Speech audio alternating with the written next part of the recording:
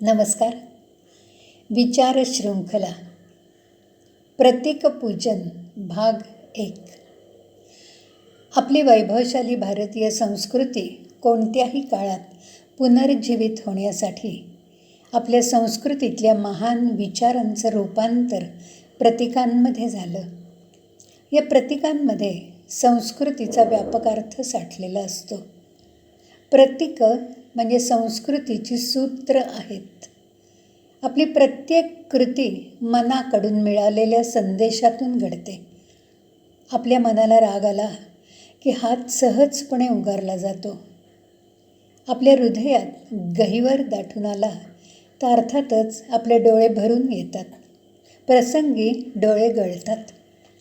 म्हणजे आपल्याला प्रत्यक्ष दिसते ती कृती, पण त्या प्रत्येक कृतीमागे मनात दाटून आलेल्या भावभावना असतात.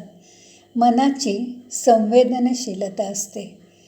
त्याप्रमाणे आपल्या डोळ्यांना प्रत्यक्ष दिसणाऱ्या प्रत्येक प्रतीकांमध्ये संस्कृतीचं सूत्र असतं, संस्कृतीचा अर्थ दडलेला असतो. प्रतीकं म्हणजे आपल्या संस्कृतीचं विचार विज्ञान आहे. प्रतीकांमध्ये बुद्धीच्या विकसितपणाचं सुंदर दर्शन घडतं. भारतीय संस्कृतीत शेकडो प्रतीकं आहेत. या प्रतीकांचा अर्थ आपण समजून घ्यायला हवा. अर्थ न समजता प्रतीकांचं पूजन यांत्रिकपणे करण्यात काहीही अर्थ नाही. अर्थ समजला की ती प्रतीकं जिवंत होतात, त्यात सामर्थ्य येतं. बरेचदा तरुण पिढी आपल्याला प्रश्न विचारते, पण अज्ञानामुळे आपण त्यांना अभ्यासपूर्ण उत्तरं देऊ शकत नाही. अरे बाबा, मी म्हणते म्हणून कर ना, शंका कसली घेतोस, असं म्हणून त्यांच्या मनाचं समाधान कधीही होत नाही. उदाहरणार्थ, भारतीय संस्कृतीचं प्रधान प्रतीक आहे कमळ. प्रतीकांचा राजा असलेल्या कमळाचा अर्थ आपण जाणून घ्यायला हवा. आंधळेपणाने कुठलीही कृती कधीही करू नये.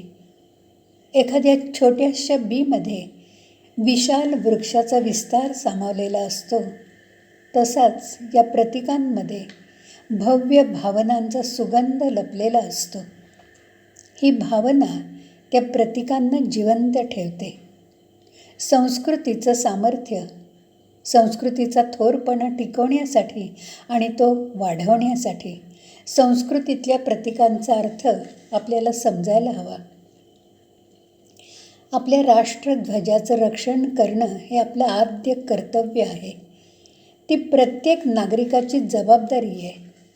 या राष्ट्रध्वजाचा मान आपल्यातल्या प्रत्येकाने राखला पाहिजे. कदाचित कुणी असं म्हणेल की तो राष्ट्रध्वज म्हणजे कापडाचा एक नुसता तुकडा आहे, त्याचं कशाला रक्षण करायचं. भौतिकरित्या या कापडाच्या तुकड्याचं महत्त्व शून्य असेलही, पण सांस्कृतिक भावनेच्या दृष्टीने विचार केला तर तो राष्ट्रध्वज अमूल्य आहे. राष्ट्रध्वजात ज्यांची भावनिक गुंतवणूक आहे त्यांना 15 ऑगस्ट, 26 जानेवारी या दिवशी मैदानावर, रस्त्यावर पायदळी तुडवले जाणारे झेंडे बघितले की त्यांच्या मनाला विषण्णता येते. राष्ट्रध्वज हे कशाचं प्रतीक आहे? त्याचं महत्त्व काय? तो प्राणपणाने का जपायला पाहिजे? ही गोष्ट मोठ्यांनी पुढच्या पिढीला सांगायला हवी.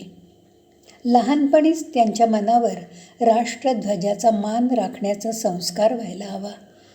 अशा असंख्य संस्कारांतून, प्रतीकातून आपल्या संस्कृतीची जोपासना व्हायला पाहिजे.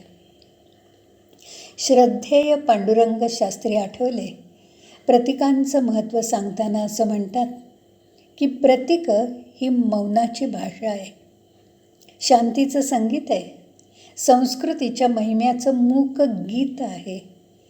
प्रतीकोपासना म्हणजे बिंदूमध्ये सिंधू पाण्याची शक्ती. प्रतीक म्हणजे भाषेविना भाव व्यक्त करण्याची कला. प्रतीक म्हणजे शब्दांच्या गैरहजेरीत विचार व्यक्त करण्याची सुव्यवस्था. प्रतीक म्हणजे संकेतात शास्त्र रहस्य समजावण्याचे एक आगळं वेगळं विज्ञान.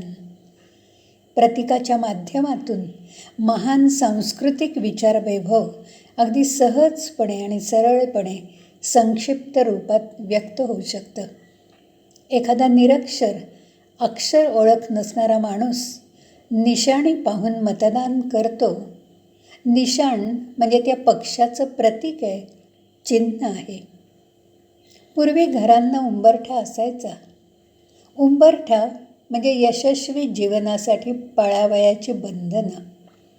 बंधनातच प्रगती असते. कलश, श्रीफळ, तिलक, पंचामृत, सूर्योपासना ही आपल्या संस्कृतीतील महान संदेश देणारी प्रतीकं आहेत. प्रतीकांचा अर्थ जर आपण समजून घेतला तर आपल्या जीवनाला खोली येते. आजकाल जाहिरातीच्या युगात माणसाच्या सगळ्याच कृती वरवरच्या किंवा कृत्रिम होत आहेत.